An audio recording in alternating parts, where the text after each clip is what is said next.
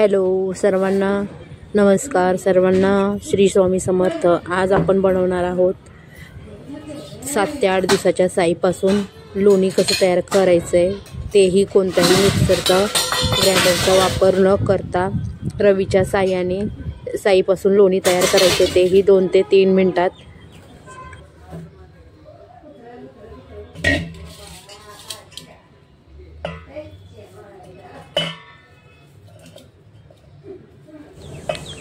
साई फेटण्यासाठी मी इथे एक स्वच्छ मोठं पातेलं घेतलेलं आहे। त्याच्यामध्ये आपल्याला जमवलेली 7 ते 8 दिवसाची साई सगळी काढून घ्यायची आहे आणि रवीच्या साह्याने फेटून घ्यायची आहे।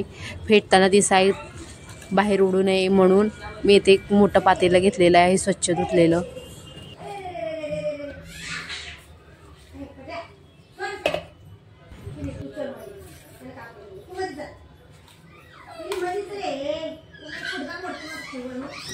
हिवाळ्यामध्ये साईपासून लोणी काढताना भरपूर त्रास होतो, म्हणून मी ते खास टिपचा वापर केलेला आहे। तुम्ही व्हिडिओ शेवटपर्यंत पहा, तुम्हाला कळेल। शिवाशेरे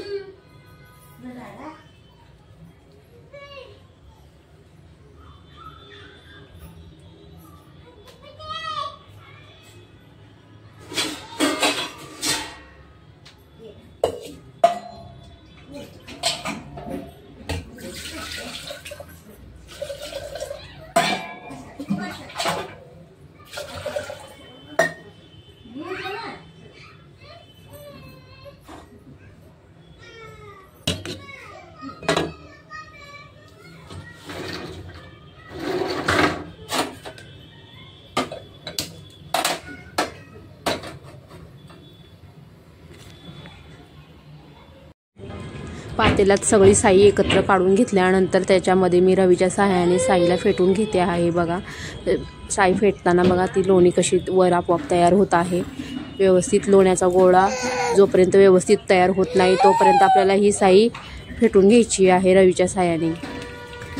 त्याच्या साई फेटताना मी तिथे एक खास स्टिकचा वापर केला आहे, ट्रिक्सचा। ते आपल्याला व्हिडिओच्या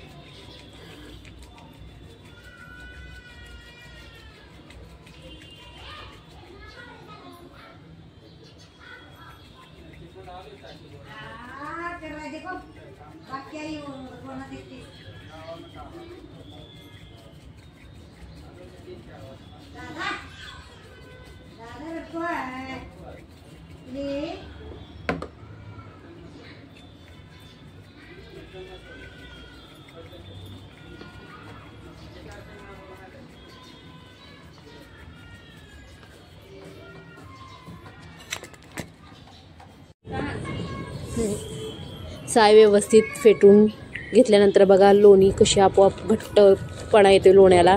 ही लोणी चांगली व्यवस्थित हाताने गोळा होऊसारखा फेटून घ्यायची आहे। बघा लोणी जसं जसं मी रवीच्या साहाय्याने फेटत जाते तशी तशी ही लोणी एकत्र वर येत आहे गोळ्याच्या रूपात।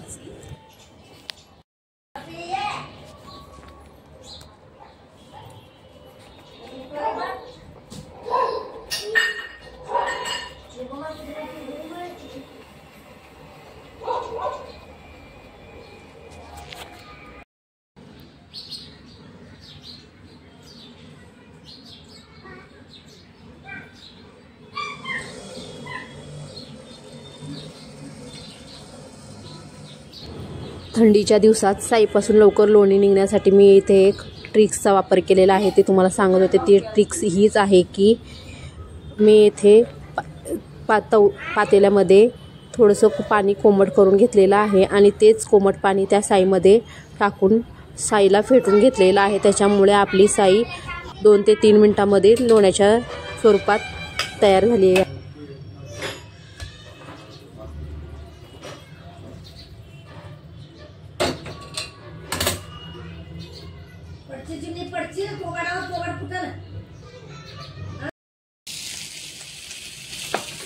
मी इथे काढलेली लोणी दुसऱ्या पातेल्यामध्ये पडवण्यासाठी ठेवलेले आहे, म्हणजेच तूप करण्यासाठी ठेवलेले आहे।